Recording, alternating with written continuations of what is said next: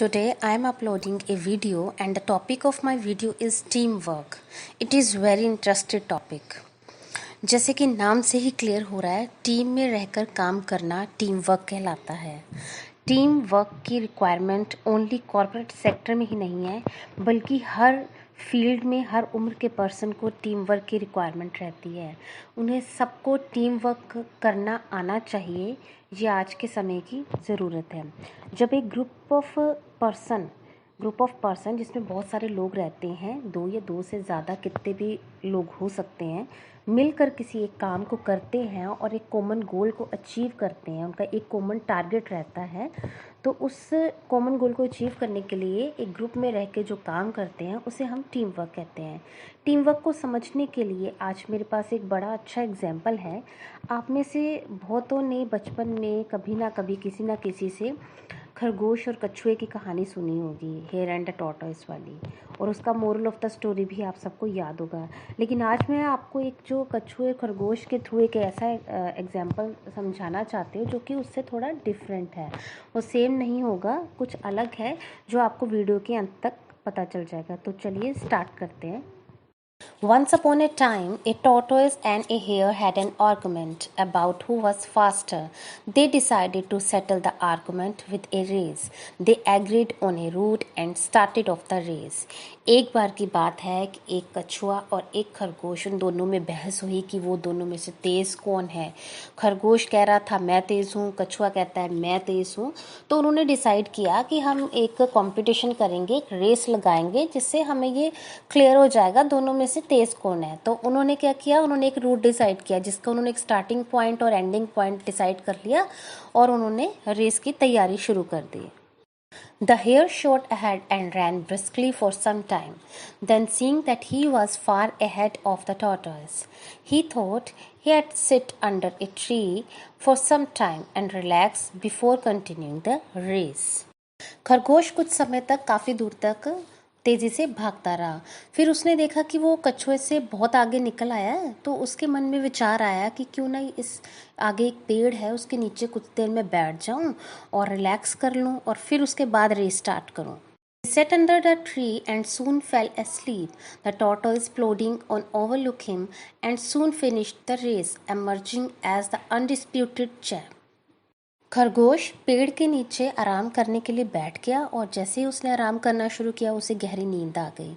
जो टॉर्टोइस था, कछुआ, वो भी उसको देखते हुए काफ़ी धीरे धीरे पैरों के साथ चलता हुआ वो वहाँ से निकल गया और बड़े आराम से उसने जो है रेस जीत ली और वो विनर हुआ। The hare woke up and realized that he had lost the race. The moral of the story is that slow and steady wins the race.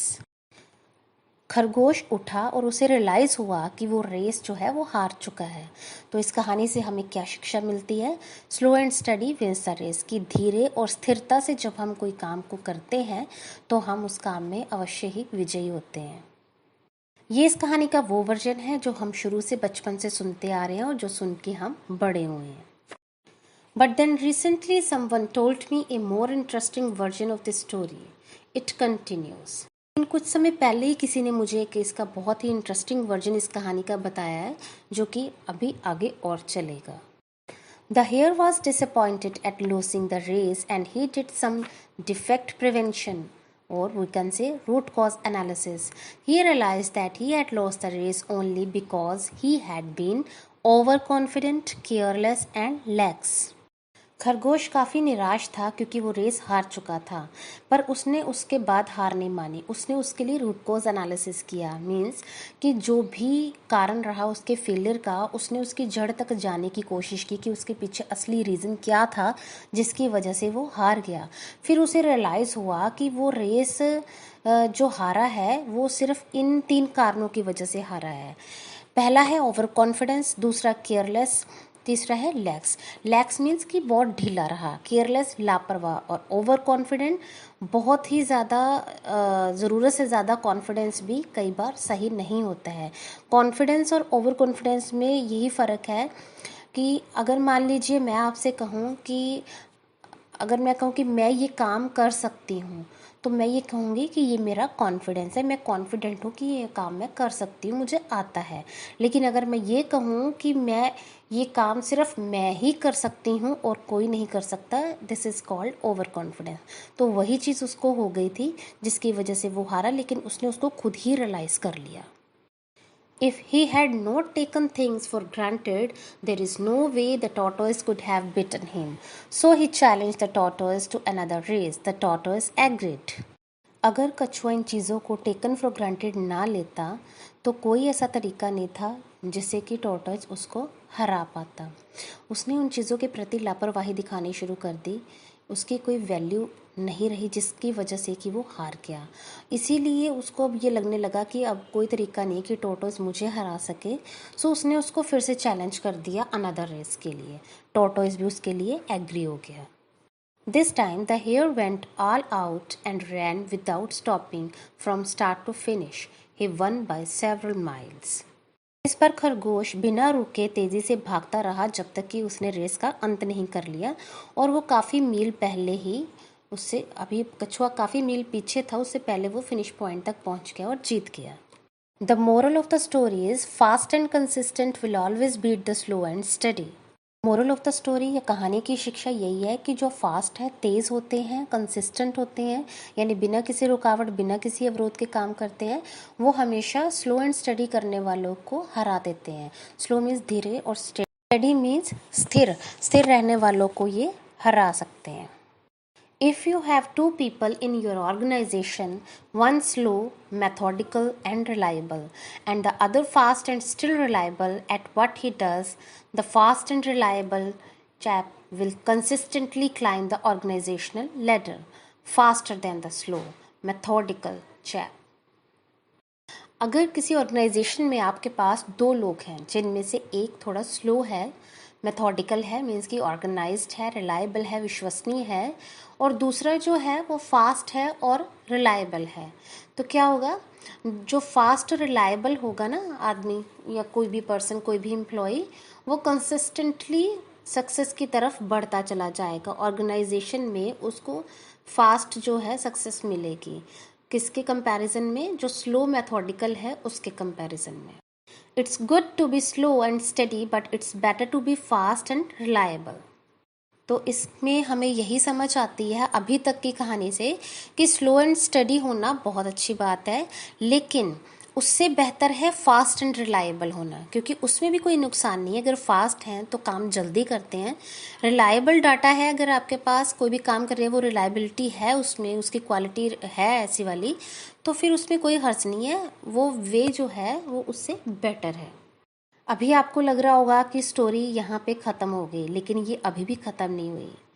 But the story doesn't end here. The tortoise did some thinking this time and realized that there is no way he can beat the hare in a race the way it was currently formatted. He thought for a while and then challenged the hare to another race, but on a slightly different route. Story यहाँ भी ख़त्म नहीं होती है। इसमें अब tortoise है, वो कुछ सोचता है, उसके दिमाग में आता है कि ऐसे तो कोई भी तरीका नहीं है जिससे कि मैं खरगोश को हरा सकूं। जो तरीका अभी तक हमने जो अपनाया है या रूट जो अपनाया है, इस तरीके से मैं उसको कभी नहीं हरा पाऊंगा। फिर वो कुछ सोचता है और फिर उसको चैलेंज करता है खरगोश को एक और रेस के लिए। तो इस बार वो कुछ रूट अलग रख देता है और वो उसको रेस के लिए बुलाता है। The hare agreed. They started off. In keeping with his self-made commitment to be consistently fast, the hare took off and ran top speed until he came to a broad river. खरगोश जो है उसकी ये बात मान लेता है, दोनों में रेस शुरू होती है, और खरगोश ने अपने मन में खुद से कमिटमेंट की है कि मैं हमेशा फास्ट भागूंगा और कहीं रुकूंगा नहीं जब तक कि मैं अपने टारगेट को अचीव ना कर लूँ। तो वो बहुत तेज़ी से भागते हुए एक रिवर के पास आके रुक जाता है। The finishing line was a couple of kilometers on the other side of the river. The hare sat there wondering what to do. In the meantime, the tortoise trundled along, got into the river, swam to the opposite bank, continued walking and finished the race. जो finishing line इन्होंने decide की थी उस race के लिए, वो भी काफ़ी दूर थी, काफ़ी किलोमीटर आगे थी, और उसके आगे एक बहुत चौड़ी सी नदी आ रही थी। अब जो खरगोश है वो सोच में पड़ गया कि वो कैसे इसको पार करेगा, और अभी वो सोच ही रहा था, उतने में कछुआ पीछे से बड़ा भारी पैरों के साथ धीरे धीरे चलता आ रहा था, और उसने बड़ी इजीली उस नदी को पार किया और ऑपोजिट जो किनारा था वहाँ पे पहुँच गया, और चलता गया और फिर फिनिश लाइन पे पहुँच गया, और इस तरह से उसने रेस जीत ली। So, what is the moral of the story now? First, identify your core competency and then change the playing field to suit your core competency. आपकी जो मूलभूत क्षमताएं हैं पहले उनको आइडेंटिफाई कीजिए कि आप में क्या ऐसी क्वालिटीज़ हैं जिनके थ्रू आप किसी और से उस चीज़ को ज़्यादा बेहतर कर सकते हैं, और फिर उसके बाद जो है परिवर्तन लाइए। जिस तरह से उस कछुए ने लाया, उसने रास्ता ही चेंज कर दिया, उसका रूट ही बदल दिया। उसको पता था कि ये तैर के नहीं जा पाएगा और जीत हर हाल पे मेरी ही निश्चित है। इसी तरह से आपको भी जिस ऑर्गेनाइजेशन में आप काम करते हैं, कहीं पे भी आप काम करते हैं, वहाँ पे ऐसी चीज़ों को आइडेंटिफाई कीजिए कि आप में ऐसी कौन सी क्वालिटीज़ है जो दूसरों में नहीं है, जिसकी वजह से आप दूसरों से बेहतर हैं। उन चीज़ों को उसने वो करा। In an organization, if you are a good speaker, make sure you create opportunities to give presentations that enable the senior management to notice you. अगर आप किसी ऑर्गेनाइजेशन में हैं और आपकी अगर स्पीकिंग अच्छी है, आप अच्छे स्पीकर हैं, तो आप ऐसी अपॉर्चुनिटीज़ क्रिएट कीजिए जिससे कि आपको प्रेजेंटेशन देने का मौका ज़्यादा से ज़्यादा मिले, ताकि आप सीनियर मैनेजमेंट की नज़रों में आ सके, वो आपको नोटिस कर सकें। यह आपके लिए काफ़ी पॉजिटिव रहेगा। अब आप सोच रहे होंगे यहाँ पे भी स्टोरी खत्म होगी, तो यहाँ पे भी टीम वर्क कहाँ आया? तो स्टोरी अभी भी खत्म नहीं हुआ है, it is still continue. The hare and the tortoise by this time had become pretty good friends, and they did some thinking together. Both realized that the last race could have been run much better. So they decided to do the last race again, but to run as a team this time.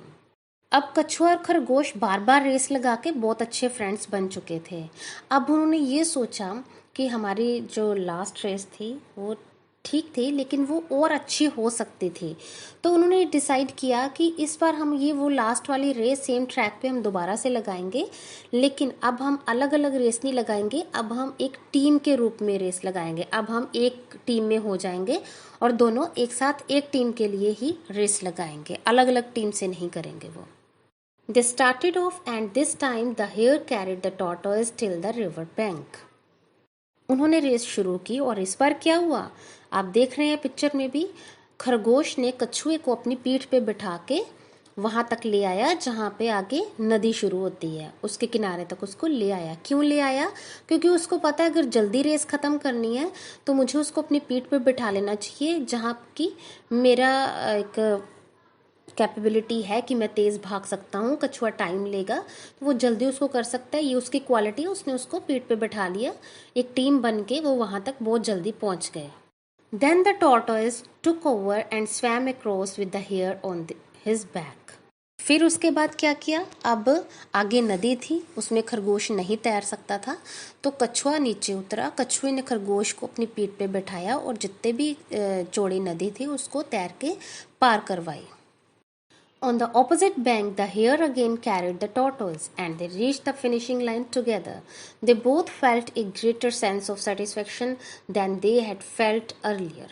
नदी के दूसरे किनारे पे पहुंचते ही कछुए ने खरगोश को नीचे उतार दिया। खरगोश की पीठ पे कछुआ दोबारा से चढ़ गया, क्योंकि आगे फिर से ज़मीन का एरिया था, तो उससे वो तेज़ी से उसको लेके जा सकता था फिनिश लाइन तक।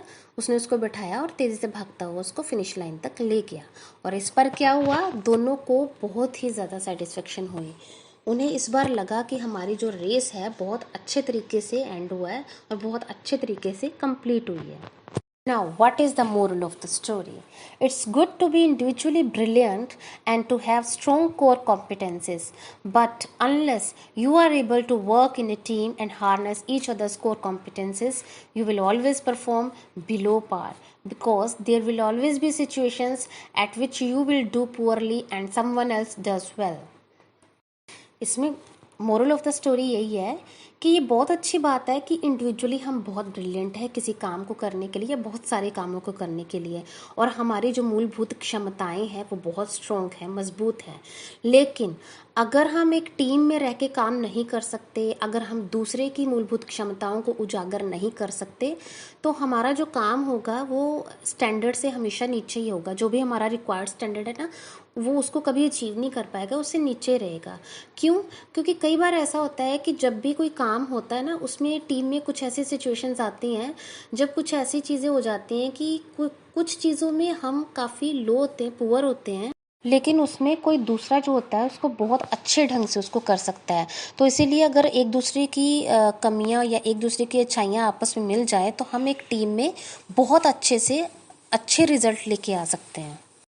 Teamwork is mainly about situational leadership, letting the person with the relevant core competency for a situation take leadership. Teamwork में सिचुएशनल लीडरशिप रहती है। अगर किसी एक टीम मेंबर में उस पर्टिकुलर टास्क को करने की क्षमता ज़्यादा है, उसे उसकी ज़्यादा नॉलेज है या स्किल्स उसमें ज़्यादा है, तो उसे ही लीडर उस टाइम के लिए सिचुएशनल लीडर उसे मानकर बाकी टीम को उसके स्ट्रेंथ्स को यूज़ करना चाहिए।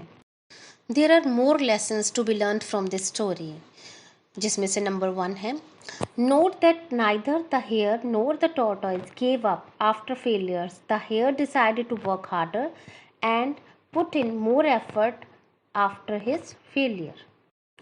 इसमें दोनों में से किसी ने भी गिव अप नहीं किया। तो पहली शिक्षा हमें इसमें ये भी मिलती है, एक सीख ये भी मिलती है कि कभी भी कितने भी फेलियर आ जाए लाइफ में, लेकिन कभी भी गिव अप नहीं करना, उस चीज़ को छोड़ना नहीं है, बार बार ट्राई करते रहना। तो जो खरगोश था उसने कितना मेहनत की उसके लिए, क्योंकि वो एक बार हार चुका था, उसके लिए उसने दोबारा से कितने सारे एफर्ट्स डाले ताकि वो उस रेस को दोबारा जीत सके। तो हमें भी अपनी लाइफ में यही सीख लेनी है कि अभी गिव अप नहीं करना, अगेन एंड अगेन ट्राई करते रहना, कभी ना कभी सफलता ज़रूर मिलती है। Second is the tortoise changed his strategy because he was already working as hard as he could. In life, when faced with failure, sometimes it is appropriate to work harder and put in more efforts. तो जो tortoise था उसने क्या किया, उसने अपनी strategy change कर दी। तो ये भी एक शिक्षा मिलती है कि कई बार जो काम हम एक तरीके से कर रहे होते हैं, अगर वहाँ पे हमें सफलता ना मिले तो हमें थोड़ा सा उसको अलग तरीके से सोचना चाहिए, उसकी स्ट्रैटेजी को चेंज करना चाहिए। मे बी जो हम पहले से कर रहे हैं वो उसके लिए सूटेबल ना हो, तो हमें अपने तरीकों को चेंज करके देखना चाहिए। हो सकता है फिर हमें सफलता मिले और हमें और ज़्यादा उसमें एफर्ट्स डालने चाहिए। Third is sometimes it is appropriate to change strategy and try something different, and sometimes it is appropriate to do both. जैसा मैंने आपको पहले बताया कि हमें अपनी स्ट्रैटेजी को चेंज करना चाहिए, और इसमें क्या बताया गया कि कई बार स्ट्रैटेजी तो चेंज करनी पड़ती है, कई बार कुछ अलग भी ट्राई करना पड़ता है। दोनों चीज़ें ही हमें देखनी पड़ती हैं। फोर्थ है, the hare and the tortoise also learned another vital lesson. When we stop competing against a rival and instead start competing against the situation, we perform far better. एक बहुत ही इम्पॉर्टेंट लेसन इस point में दिया गया है hair and टॉटर story के अंदर, कि हमें अपने राइवल के अगेंस्ट जो है वो compete करना बंद कर देना चाहिए, और उसकी बजाय हमें उस सिचुएशन से compete करना चाहिए, उस सिचुएशन के अगेंस्ट compete करना चाहिए। फिर ही हम अच्छा परफॉर्म कर सकते हैं। जब तक ये हमारी लाइफ में, हम अगर किसी ऑर्गेनाइजेशन में है, काम करते हैं, अगर हम वहाँ के लोगों के अगेंस्ट रहेंगे तो हम लाइफ में कभी सक्सेस नहीं पा पाएंगे। वहाँ की जो सिचुएशंस है हमें उनके अगेंस्ट खड़े होना है, उनके अगेंस्ट स्ट्रैटेजी प्लान करनी है, ताकि उन चीज़ों को हम बेहतर तरीके से और अच्छे तरीके से कर सकें। और यही उन दोनों ने किया। जब तक वो अकेले अकेले लड़ते रहे तब तक उन्हें सफलता नहीं मिली, या मिली तो एक एक को मिली, आधी अधूरी मिली, क्योंकि किसी की स्ट्रैटेजी किसी पे काम नहीं आई, किसी दूसरे की स्ट्रैटेजी पहले पे काम नहीं आई। तो इसी तरह से जब हम भी अपना डेली लाइफ में कोई काम करते हैं या किसी ऑर्गेनाइजेशन में जॉब करते हैं, तो हमें भी यही चीज़ें देखनी है। हमें एक टीम में रह के हमेशा काम करना है, क्योंकि जब हम ऑर्गेनाइजेशन में काम करते हैं तो वहाँ हम अकेले नहीं हैं, हम एक टीम है जो काम करती है। तो हमें उस पूरी टीम को सपोर्ट करना है, ना कि हमें अपनी इंडिविजुअल परफॉर्मेंस पे ध्यान नहीं देना। हमें उस टाइम अपने पूरे ग्रुप की परफॉर्मेंस पे ध्यान देना है, क्योंकि अगर हमारा पूरा ग्रुप अच्छा परफॉर्म करेगा, अगर देखिए हम अगर सिंगल अच्छे परफॉर्म करेंगे तो सिर्फ हम अच्छा परफॉर्म कर रहे हैं, हमारा रिजल्ट बेटर होगा। लेकिन अगर हमारा पूरा ग्रुप अच्छा परफॉर्म करता है तो हम जो है अपना कॉमन गोल जो टारगेट है उसको अचीव कर पाएंगे, और उसके बाद ही हम ग्रो कर पाएंगे। और यही इस कहानी का मोरल भी है। सो फ्रेंड्स, अगर आपको ये सेशन अच्छा लगा तो प्लीज़ इस वीडियो को लाइक, शेयर एंड सब्सक्राइब करें, और बेल आइकन को प्रेस करना ना भूलें, ताकि मेरी हर नई वीडियो की नोटिफिकेशन आपको सबसे पहले मिले। आपको नेक्स्ट किस टॉपिक पर वीडियो चाहिए मुझे कमेंट बॉक्स में कमेंट करके ज़रूर बताएं। Thank you so much.